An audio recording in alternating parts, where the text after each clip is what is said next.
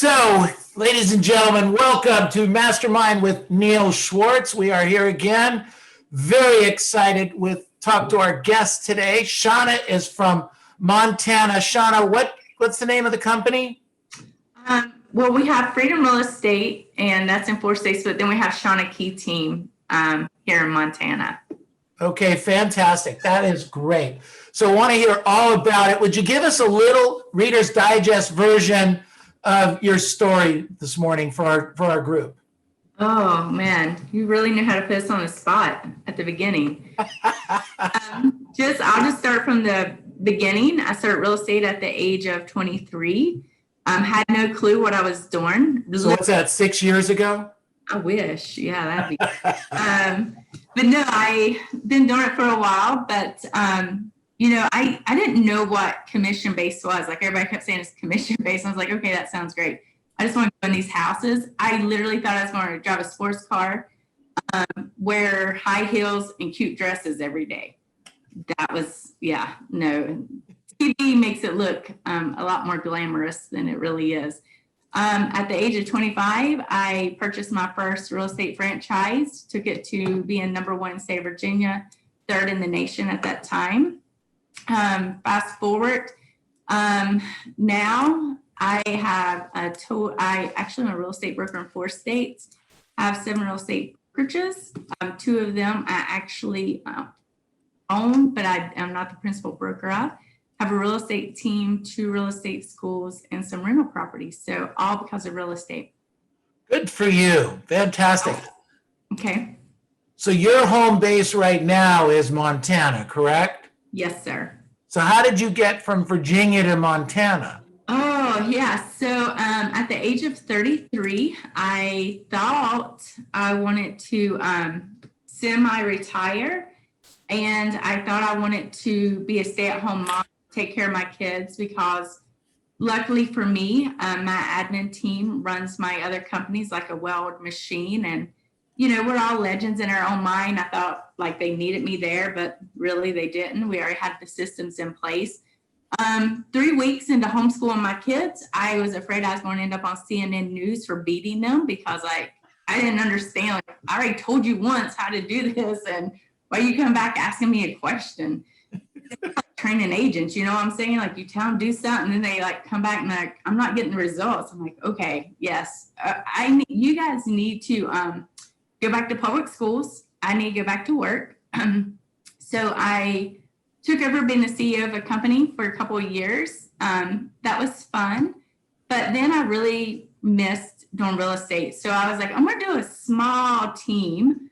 And kind of get back in production and do the things I love, and let the girls who's been running my companies for now 14 years, let them do what they do. And and here I am in production and having fun with real estate. Fantastic. So that's what I want to talk about a little bit with you today, okay?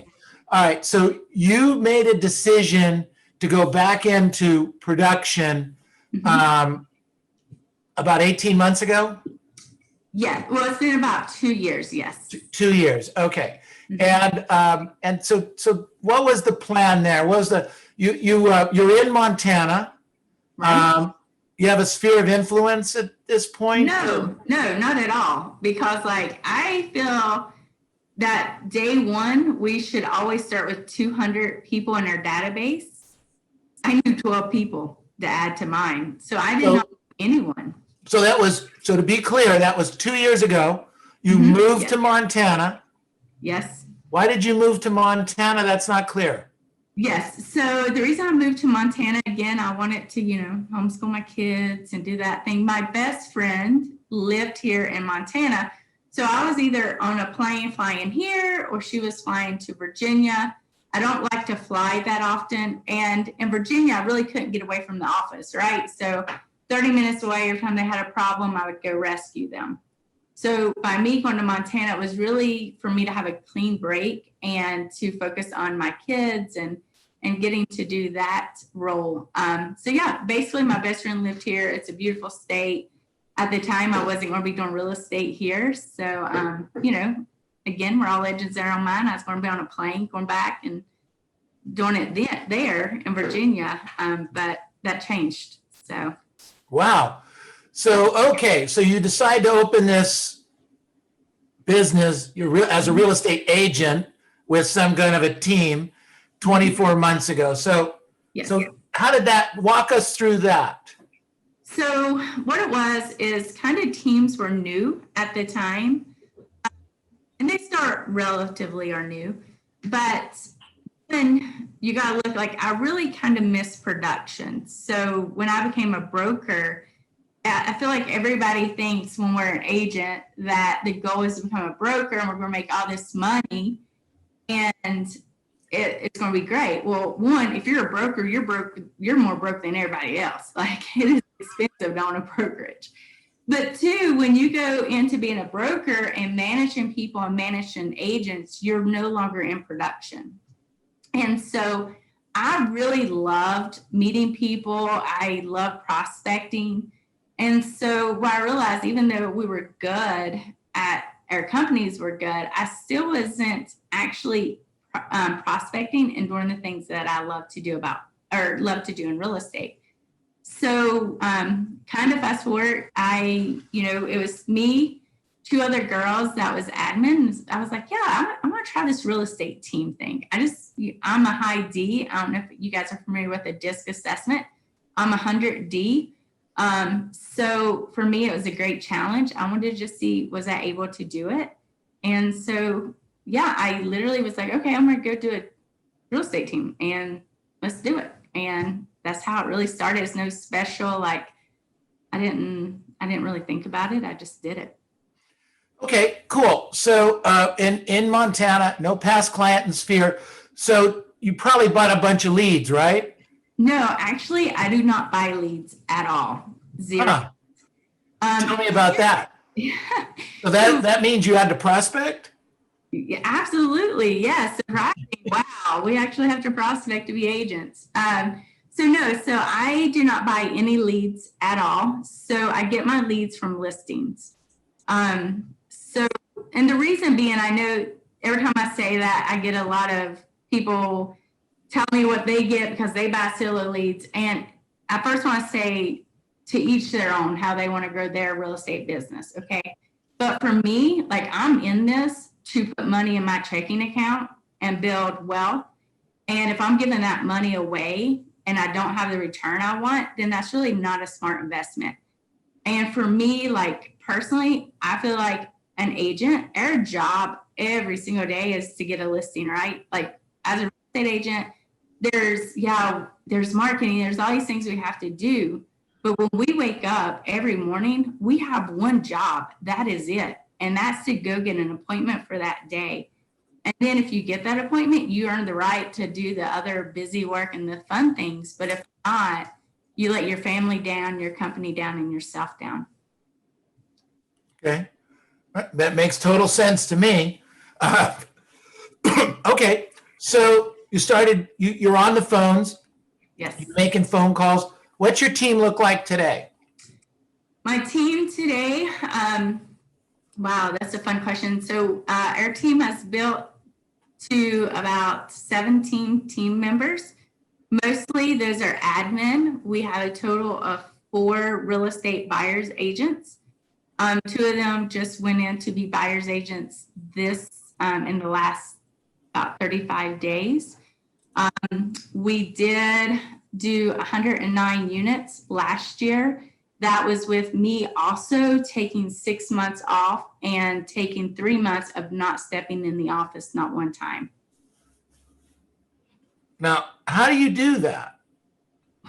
Well, which part? Robert, can you how do you do that by taking time off and setting systems up? Tell me more about that.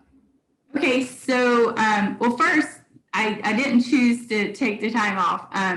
So unfortunately, in March, in March, my mom became ill. So when I knew my mom was going to get sick, or was sick, we, as agents, like, and I don't know how you guys are, but from my perspective, a lot of times, like, we live commission to commission. I tell people, like, when you get one commission check, you still got that knot in your stomach, like wondering where the next one's going to be. And so for me, it's like my inventory is kind of like a store. So I had to build up my inventory so that way, whenever I knew I was going to have to step away to take care of my mom, I didn't have to worry about prospecting. So for 2 months, I just really, really focused on prospecting, building up my listing inventory. So in June, I went to go get my mom, and I brought her to Montana. In July, she really declined. By August, we were told it was terminal. And then in October, she passed away. So, and then I had to go back, take her home and do the burial and handle her estate. So the reason I was able to do that, and literally I was able to stay in PJs for 30 days and stay literally in a hospital bed and sing with my mom and talk to her and laugh with her, was because I was so proactive in getting listings. And I think, like, you know, we all think it's going to happen to somebody else, but it's not going to happen to me. But we don't know when we're going to get that call that changes everything. And for me, if you don't get listings every day and you're not very proactive about that, then you're really putting your family at jeopardy. Because how many people, I tell people, look at your life. If you get out of production today, if you get sick or one of your children gets sick or your spouse gets sick, do you have the income and do you have the inventory to sustain 6 months to a year away from your business? And can you honestly say your life would not be affected financially one bit? Most people cannot answer that with a yes. And that was my goal. I had, you know, I'm always, you never know what tomorrow brings. So I'm always stockpiling listings. I'm watching. And one of the reasons I don't buy leads is that money, I might need it for an emergency, and life threw me a curveball this year and I needed that money. And if I had spent it on leads, because I don't want to say lazy, you know what I'm saying? Like, I don't want somebody to think they're lazy if you buy leads. But realistically, if you just come to work, sit down, pick up the phone, door knock, you know, work your sphere, do open houses, I mean, whatever it takes, then you do have that freedom that when life does throw you a curveball, you get to be there with the people you love. Absolutely. So tell me a little bit about your admin staff. Clearly you must have them trained very well. They're rock stars. Yeah. Admin staff makes me look good. Okay. So, you know, I think a lot of times, like, we have the thought that everything has to be perfect, right? But when you're in real estate, nothing's ever perfect. And you're constantly going to be utilizing your systems and models, and your staff's always going to be changing what they do. What we did to get 25 deals was different than what I did to get 50. What I did to get 50 was different than what I did for 75 and 75 to 100. So my admin staff, they will tell you it's always messy. It's never perfect. I'm kind of like, and excuse my language, but I am like the pelican that flies in, creates a mess, craps on everything, and I just fly off and they get to clean it all up, okay? So that is what it's like, having admin. You could literally ask them and be like, how is it with Shonna? And you can hear my executive assistant probably talking in the background right now. But it's always messy, but we do have systems, we have models. And I think as long as your admin understand that you're coming from a customer service space, then it will work out. Like, that's what our foundation is built on, is customer service and agent-centric business. But all the businesses that you built, you left them behind. You came to an area, you know no one, okay? And you didn't know any admin people per se, right?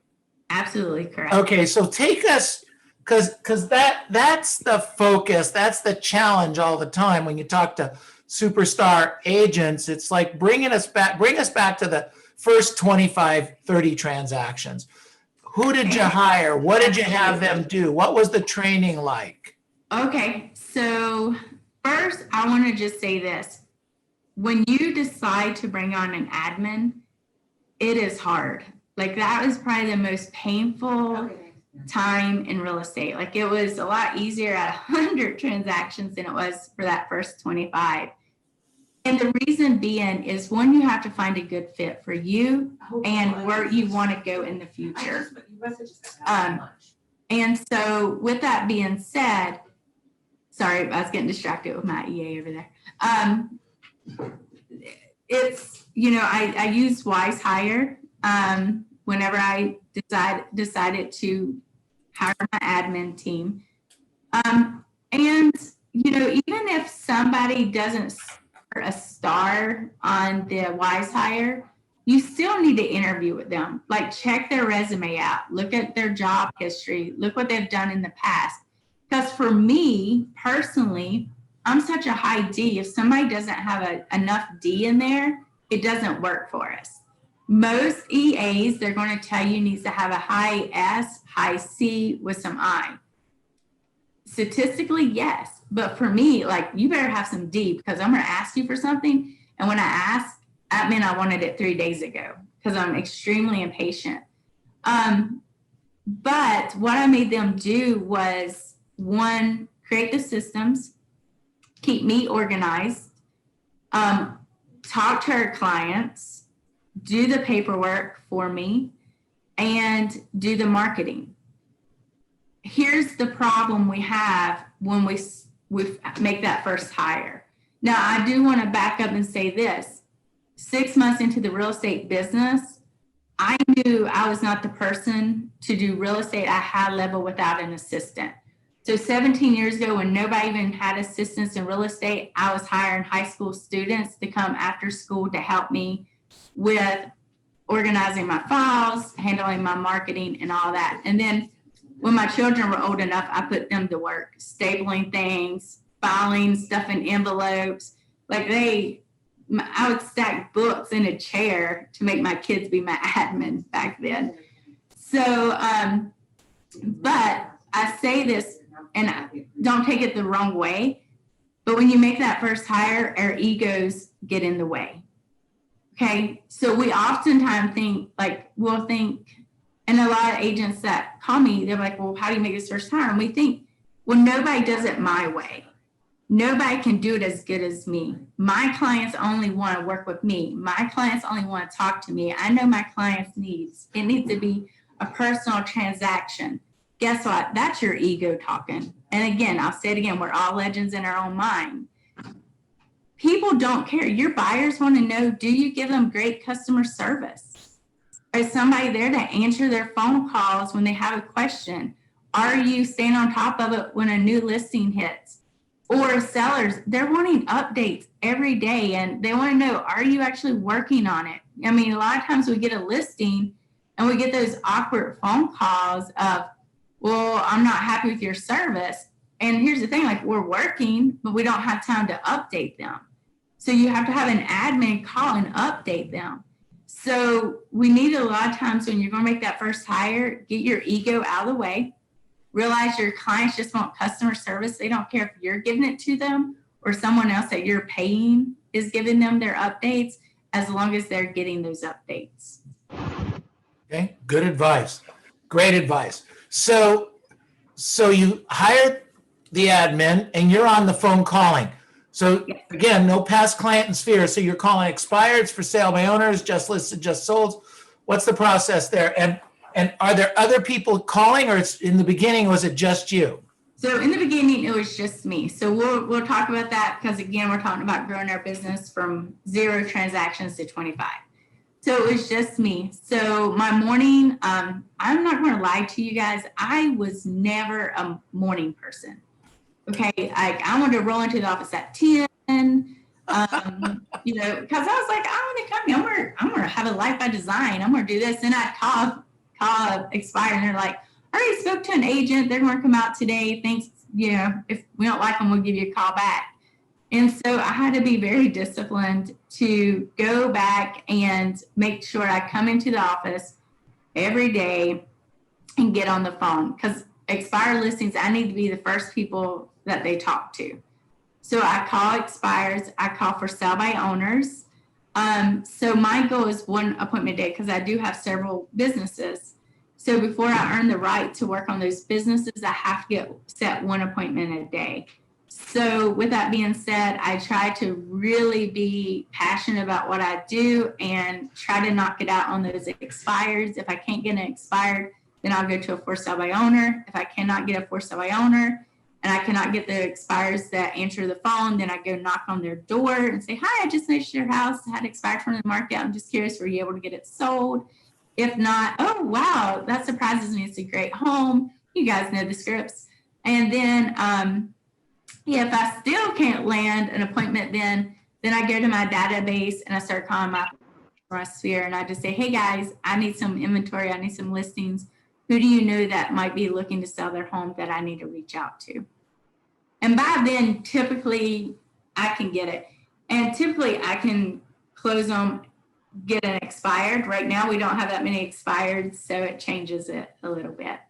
So Shonna, 2 years ago when you started with, I keep saying no past client in sphere. Yes. So how long did it take you to get, so last year, how many transactions did you do? So in 19 you did how many?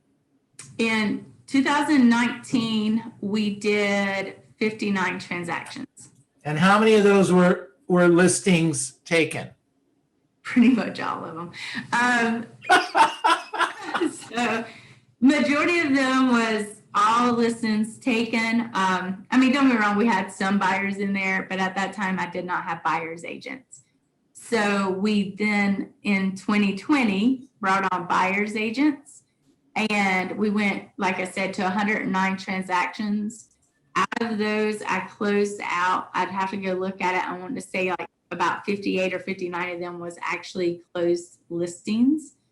And the rest were buyers leads. So Shonna, Yes. how many, to sell 59 listings, how many listings did you have to take that year? More or less. More or less. I would have to, I'm not going to lie, I'd have to like pull up my tracker and look. Give me a guesstimate.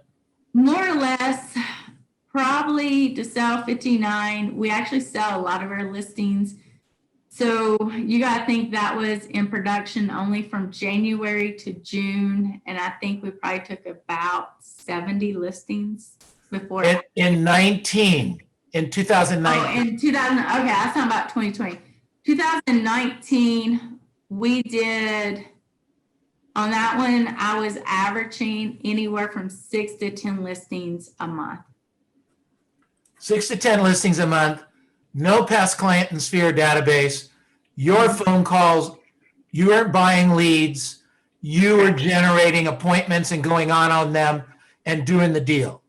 Yes. Taking the listing, handing the listing to your admin people did all the communicating, got it in the MLS, got an ad, if you advertised, whatever you had to do, you got it done. What was the average price? What was the average price point? At that point in time, our average price point was only $245,000. We then took our average price point right now is $309,000. Real big jump. Good job. Yeah. Yeah. So 60 transactions at 300,000. What's that? I can get my calculator. Three times 3, 9. I don't know, $600,000, 540,000, something like that. Are you talking about my GCI? Yeah. So our GCI that year was in like the 600,000 GCI. Last year we did over, well, we're right under 900 and some thousand GCI. In Montana, you could buy a few things with that, right? Yeah. Yeah. I mean, the house only is 300, for 309,000, your average price, what do you get? Not much. No. I mean, we have some nice homes here also. Like we sold some over the $1 million price point. There just isn't that many. So at 300,000, that's usually going to be about like a 3-bedroom with like a ranch style with a basement. Got it. Got it. How many homes are sold? So what's your city there? Billings, Montana. Billings. So is Billings, they sell lots of houses in Billings, or you come into town, sell 100 houses, that's a pretty big hit. No, I have 1,000 agents in my market. Really? Yes. Interesting. So you're not out there by yourself. Oh no, I wish I'd be a rock star then. No, there's a lot of agents. There's a lot of inventory. Well, right now there's no inventory on the market, but there is a lot of home sales. So there is about 6 of us that sell out. We'll sell over 100 units a year, but there is 1,000 agents in our little town. Wow, that's amazing. I wouldn't have thought that at all. That's fantastic.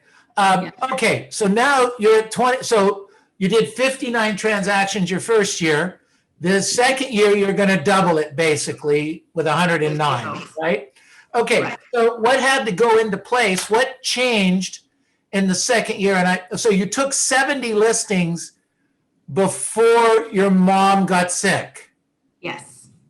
What'd you do to get 70 listings in 6 months? I picked up the phone. That's what I have to do. Okay. All right. It's not rocket science. It's real estate. Right. Real estate's an 8th grade education, right? I'm sorry? So real estate's only an 8th grade education. I know. I just barely made the 8th grade education. Yeah, me too. The struggle is real. Yeah. I mean, we don't have to make it complicated. I mean, realistically, really, like as a real estate agent, what's your job? I mean, when you get up every morning, what is your job? Like, it's to get an appointment. And I'm a listing manager. I have buyer's agents, so I have to get a listing. So that's how I did it. I am very consistent in what I do, and that's chase a listing every single day.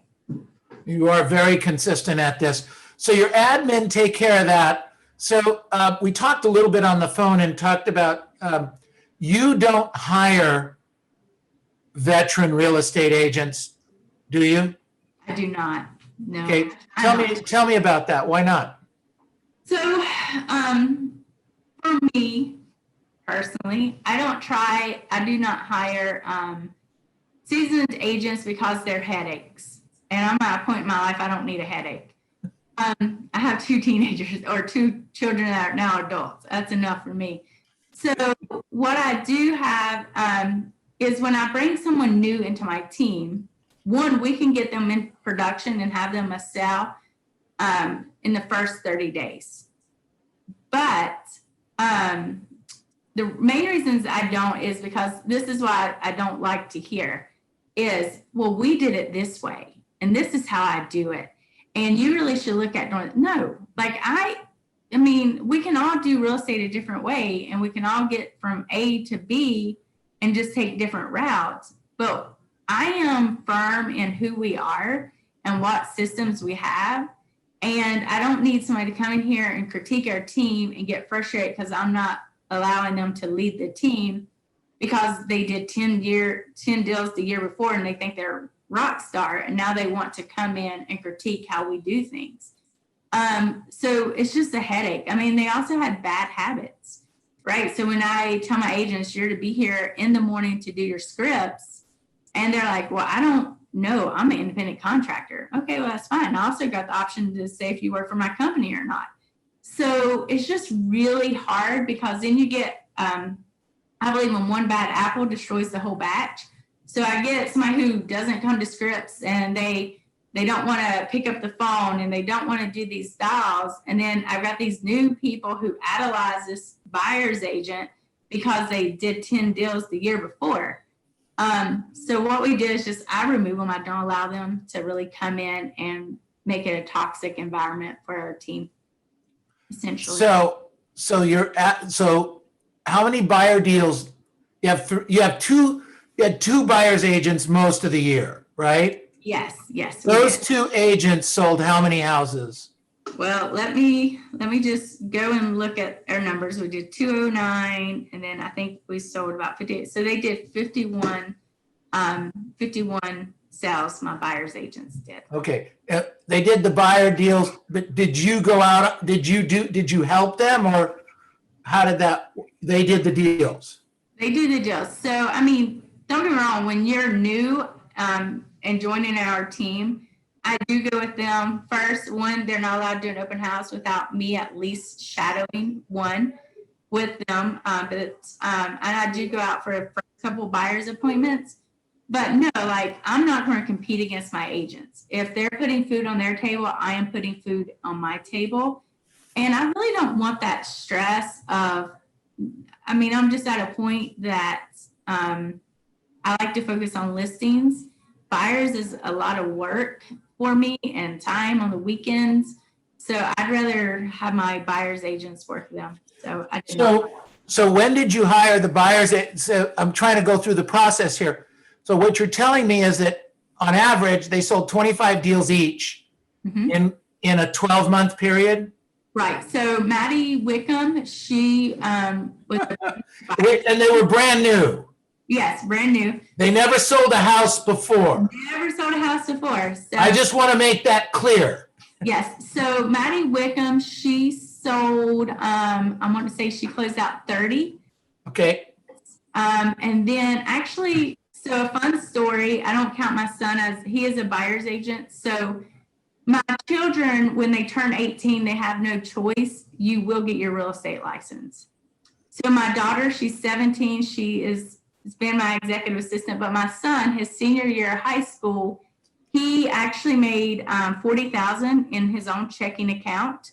So he was an agent. I think he closed out about 10 deals, and then Lisa came in half of the year through, and she closed out 11 or 12. But my son, a senior in high school, was closing those deals. A really fun story. He was a junior in high school, got licensed in March. His senior year was September. His senior year, he came to me and said, "Mom, what am I going to do with all this money?" I said, "You're going to buy an investment property." He just graduated high school this past May. He already owns 3 rental properties that he does as an Airbnb, all because of real estate. Wow. So, wow. So I'm proud of him. Mom, good for you. But our agents, you know, they do great. So, and then we have our new ones that are just getting started. One of them, his name is Enox. He's been in it about 3 weeks. He already has, I think, 700,000 in volume under contract currently. Wow, that's fantastic.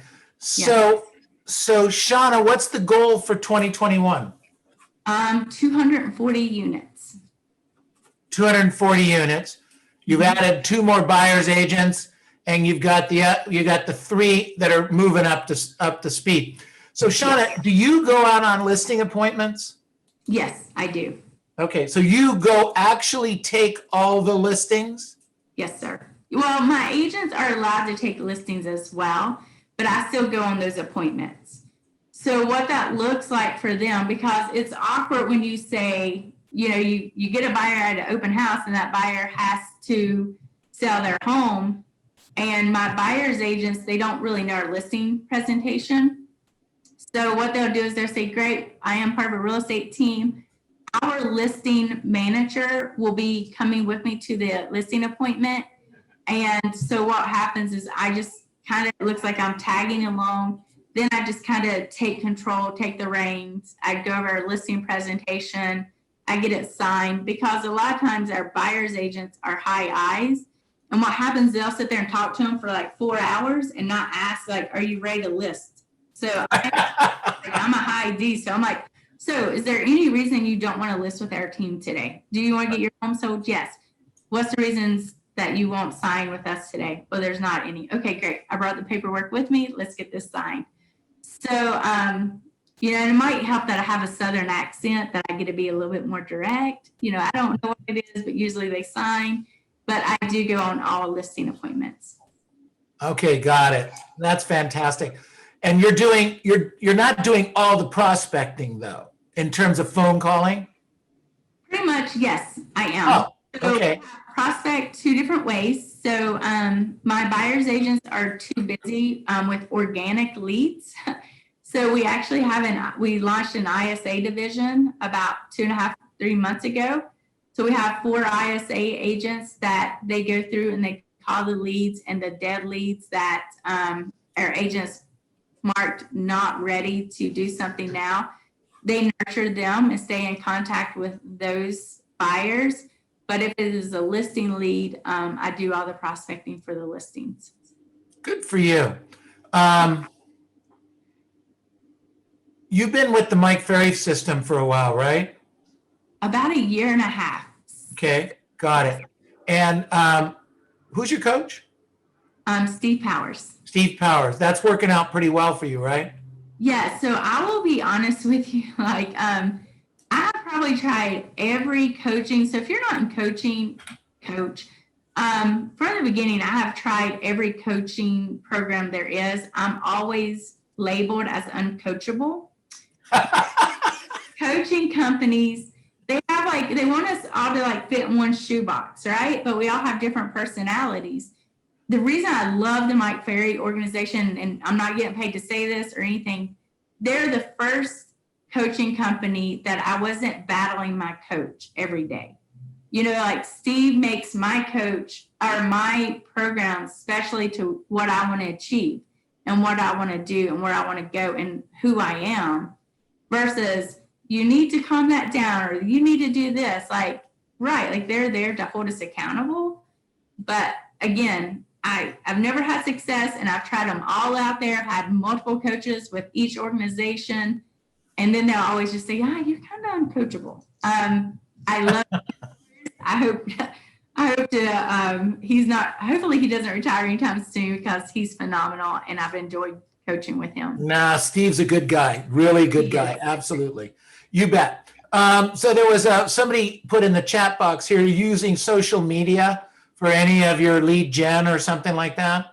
So not really at a high level. So we have started taking our listings and what we'll do is put them into social media.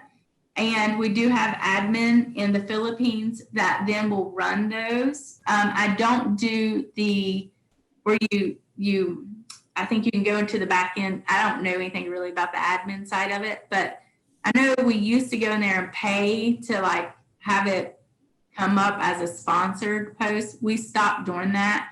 So now what we do is we actually design our own marketing and we direct all that back to our website. So everything, like even if we do a basic marketing, like what's the most expensive home in Billings, look at the top 5, they click on them.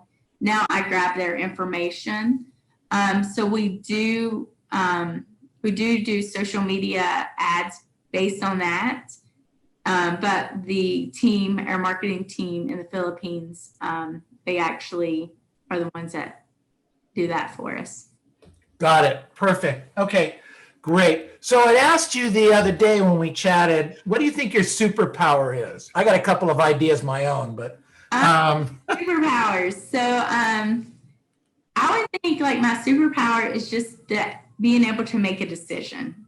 And I know that probably sounds weird, but so many times we analyze things. I don't stop and analyze really anything. I just make a decision. I don't know if it's going to be the right decision or wrong decision until we make it. But that's with any decision we make in life. Like we don't know if it's going to be right or wrong. So I'm really good and quick at making a decision and then adjusting from there. Got it. Okay, very cool. And I'd asked you about maybe an objection handler or a situation that you run into. Is there something you can think of that you can share with the group that, you know, when this happens, you just jump right into it and make it happen? Kind of like when we spoke the other day, you'd asked, and the one that kind of comes to mind, I think it came to mind was just because I just literally got off the phone and had it happen. And I know you have a very similar script, but it's, you know, when they'll say, well, I'm just going to relist with the agent, same agent. And I'll say, okay, great. If you don't mind, may I ask you a question? And they're like, sure. And I'll say, when you and your agent spoke, what did they say that they were going to do this time? to get your property sold that they didn't do in the last 6 months. Right. So they didn't say, okay, great. That's why it's very important for you and I to meet. I'll tell you why we do things and how we do things. And then if your agent, and I always say this, I'm like, and then you can kind of take my ideals and you can go back and ask your agent to do that as well. That seems to, and they're like, oh, and I'm like, well, what do you got to lose? And then that gets me the appointment. I know once I get in there, I have a 98% close rate. I just need to get in front of them. That, and then I always think you can never go wrong with saying the 5 Ps. And they are? So the 5 Ps, well, first you gotta follow, you gotta have the lead into them. I'll say, okay, I'm sure that, most agents you talk to are going to do the 5 Ps, and that is they're going to place your home on their website. But when's the last time you went to www.Shonna Sales Montana? And 2, they're going to place it on the MLS, which does go to Zillow and Realtor.com, and they're going to call that national marketing. 3, they're going to advertise it in the local real estate paper, which I call ego marketing, because really we just do that so everybody can see our picture in the paper. 4, they're going to put a sign in the yard, and 5, they're going to pray it sells. Now, don't get me wrong, we do the 5 Ps, but we are more of a marketing and technology company, and I'd love to show you how we're different than the other real estate agents that's just going to do the 5 Ps. That's fantastic. So when you say marketing and technology, are you bringing in buzzwords, or do you have some kind of cool widget we don't know about? So, no, I don't think I have anything that probably you guys all don't have. I just utilize it differently. So what happens is when you nobody knows your name and you come from an area where you don't have a great presence, you got to think outside the box, right? So what I did is actually I use my CRM and I just pull it up on an iPad and I go and I start clicking things. And I'm like, oh, see, this is where I keep up with all the buyer leads that will come in. And here's where I make sure I never drop a ball on your listing. And here's where we put all the feedback, and we're 100% transparent. And you get to log in and see everything I'm doing that day. So I have a CRM that I love and I use. And honestly, I think that's the reason I have a 98% sales rate, because that my CRM is probably 90% of my listing packet. What's the CRM? Brivity. Say it. Brivity. Spell it. Oh gosh. It's BRIVITE, I think. Or Y. My assistant just told me it was Y. I can look at it here. Okay. Yeah, it's BRIVITY. But I literally use Brivity, and it has given me a phenomenal listing presentation that everybody else, when we get done, they're like, wow, nobody else has anything like that. In reality, they probably do. They just haven't had the mindset of using that as their listing pack or presentation. Very cool. Really good stuff. You open to some questions right now, Shonna? Yes, absolutely. Good. Okay. Questions for Shonna. So Neil, there was a couple questions in the chat box Please, Robert. from Nancy. So one of them was, do you farm any neighborhood, send out postcards, just listed, just sold, things like that? So that's a good question, Nancy. I do not. However, I will say when we first started in real estate, I always did do the just sold letters, except I would not do a postcard. And the reason I do not do postcards, as soon as they get it in the mail, they feel it's like hard. And then they either throw it away or it lays on the counter and they use it as a dustpan because they're too lazy to go get the dustpan out of their pantry. And so that gets thrown away. So we, and to get to 50 deals, we did that religiously. But what we did is we had a letter, and then I had a mail out coordinator who would come in every evening, and we actually would hand address the 200 of the neighboring property owners on a regular white envelope. And we would mail out a letter letting them know we either just listed or just sold a home in their neighborhood. The reason we did that is it's back to old school marketing, and it's, we never get marketed to feel important anymore.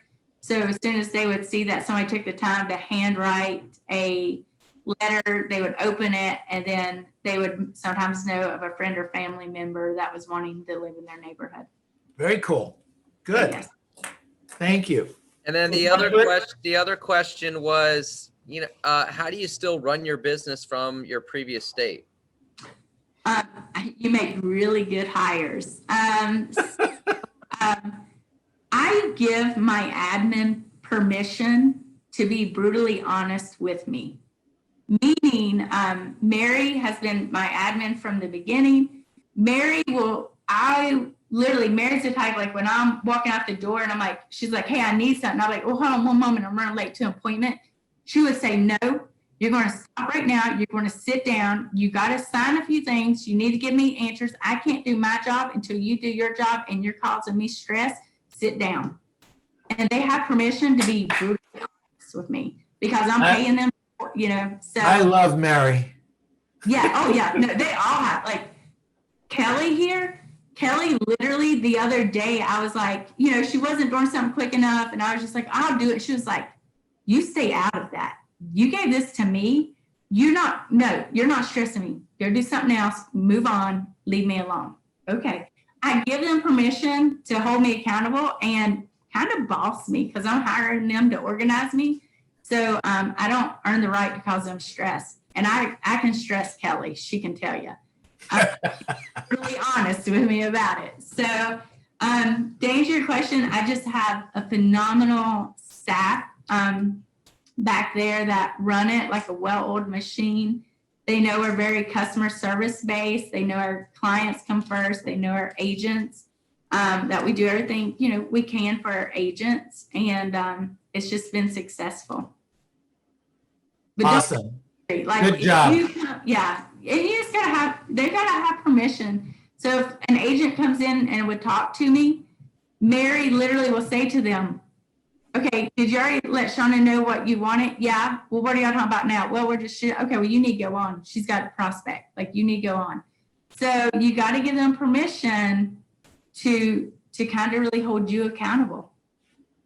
Very cool. Very cool. Other questions for Shonna? Raise your hand or just talk. There was another one in the chat box that says, can you tell us more about the admin from the Philippines? What do they specifically do? They do everything but make my coffee, but I don't even drink coffee. But they are phenomenal. We have two. One's name is Jane. The other one's name is C. Every day is different. So they'll do our social media. Jane gets our showing feedback from the agents who've shown their properties from the day before. She updates our sellers with feedback. She also is the one reaching out to the agents, getting that feedback for us. When we get a lead in. This is Kelly Strissel from Okay. When they come in, when they come in, a lead will come in. They will then go into the back end of like been verified and get us their address, their phone numbers. They'll set them up on listing alerts and market reports. So yeah, they do data scrubbing, marketing. If you ever see any marketing of ours, our admin from the Philippines, they handle that for us. Here's the thing is like somebody says, what do they charge? So Jane, she runs my Philippine-based admin. I hired through a PA service. So she costs me about $9 an hour. C costs me $3 an hour. It's just like they work, they work hard. They don't call in because they broke a fingernail or anything like that. They actually work. And so I've had great experience with them. Good stuff. Excellent. And some are trained and have experience, and some you have to train, right? So Jane had very limited VA experience, and C had zero real estate experience. Jane, with real estate. What we did is like, trust me, I've been through some VAs, just like I have some coaches. What I found is like, you've got to have ownership in their success. So for me, it took me stopping, slowing down, and literally getting on a Zoom call every day, making my VA record that screen and me showing them how you do something. So then when I would tell them, I want you to do this, they can refer back to the shared screen. But they really actually didn't have that much experience. They've been with us for a while now. I wouldn't trade them for anything. I mean, they become just like family members to us. That's great. Fantastic. Okay. Other questions, please. Anyone else? Nope. We had a lot of people on the call here today. We had about 100 people, Shonna. Thank you. Oh, Good thanks group. for having me. Could you explain what you mean by high B's or high I's? I didn't understand that. This is Valerie. It goes back to like a DISC assessment of just seeing like how, everyone's made up. So basically, I always think of it this way, how I explain it to my team, is a high D personality is the person, if you're at a crosswalk, they're hitting that button to make the walk sign. They're just like hitting it constantly because they're very impatient. My eyes, you're sitting there talking to the person next to you and you didn't even realize the light had changed across the street and it's already went to walk and it's already back at don't walk because you're too busy talking to this person next to you. S's, they are like systematic, like they know how far that car is away that's coming. They know how many steps they're going to take to get over there. And then C's are about the same way. Like a C to me is a perfectionist. Like everything has to be perfect. Everything has to be right. So we here in our office and every office is different. We know each team member's DISC assessment. So that way we can analyze our clients and match them up with the best agent to meet their needs. So it's just a basic DISC assessment on your personality. So to help out for some of you it's another way of finding out their personality styles, like amiable, yes, analytical, expressive, driver, things along those lines. Hey, very cool. Cool stuff. Okay, let's do this. Unmute yourselves, please. Unmute yourselves. Let's give Shonna a big hand. Woo! All right. Awesome. That was great, Shonna. Absolutely fantastic. Thank you so much. So what we're going to do, Shonna, is thank you. I'm sorry. What'd you say? I said, thanks for having me. Well, you're welcome. You're welcome. What we do is we take a couple of minutes after this and we kind of talk about what we learned. You're welcome to stay and listen, or I know that you had a couple of appointments you need. It's what time where you are?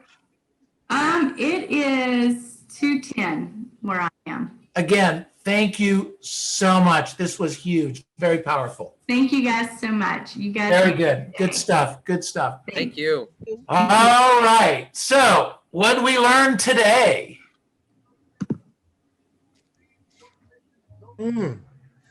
Wow. This is Anthony. She was just very, like, as far as the 5 P's, I've always thought of the 5 P's was something differently, and that was pretty introspective, and I really appreciated that. That's great. Good. What else did we learn today? Go ahead, Tess. I think that for her, she is driven by pain. She's like totally driven, and she goes to work with one goal. It's the appointment. No matter what, it's the appointment. And I think that's huge. That is so huge. Her mindset is very, very strong. Yes. No instruction, just leave me alone. I'm in my, and you know what's really interesting too is I think she actually had set her office the way she wants it, and she does not, and she has no ego. She does not mind having her assistants to say, look, stop that, just do your job. That's how she is. Yeah, it was a pleasure talking with her from the very first conversation I had with her. She just had that demeanor for Right. sure. Yeah, it was great, great observation. Armin, how about you? Impatient. Sorry? She is impatient. Yeah, She's not patient. no patience. Armin, I agree with Tess. I think that she has those systems in place. And even though she's impatient, she shows it's an admirable trait that she has, the impatience, but she's allowed to she knows when to step back, and to stay in her lane, I guess is the right word. That's big. I don't think that a lot of people can do that. no, but she's been able to do this clearly. And I know that she pays her people well. So that's the other thing. A lot of times we try to cut those corners and it usually comes back to bite us. Okay, anyone else sharing? Robert, go ahead. So I had a couple things. One, she has a very refreshing type of personality, just kind of, beats to her own drum and things like that. I really enjoyed that about her. Two things that I wrote down that really stood out to me was she said, it's not rocket science, it's real estate. Don't overthink it. Don't try to figure out the new way. Your job is just to get up and get on the phone and find a listing. That's it. It's an 8th grade education. The other thing that I wrote down that I thought was really interesting, we've had this with Lisa Ray and a couple other people. Mike has talked about all the time that if you learn the skills, you can be dropped off anywhere in the country and be productive. And she went from Virginia, got dropped off in Montana, and took 70 listings her first year. Just using the scripts, the skills, and things like that. So it just really, magnifies the importance and the what you can do by just simply learning the basic skills like the scripts and objection handlers. Yeah.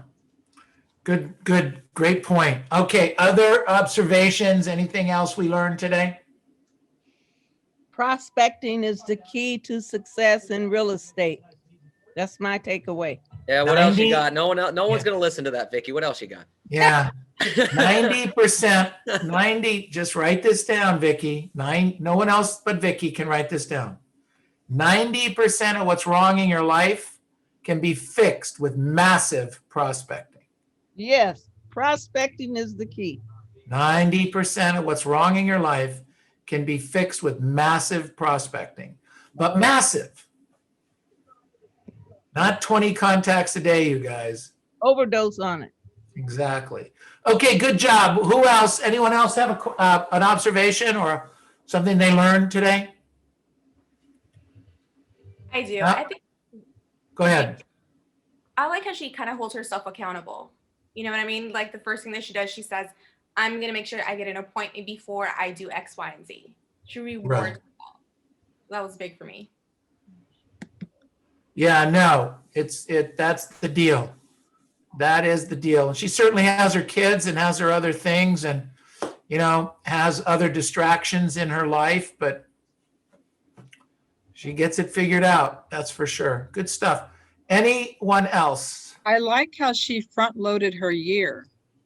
She made sure she had enough going on right away so she could take off the rest of the year. If she had to, in this case. If she had to. Yeah, that was huge. Yeah, and she had to. No, she figured it out. Actually, I think she took 50 listings in 2 months. When she found out her mom might be sick, she had 2 months to scramble. Took 50 listings. Some agents don't take 50 listings in a career. All right, what else did we learn? All right, Robert,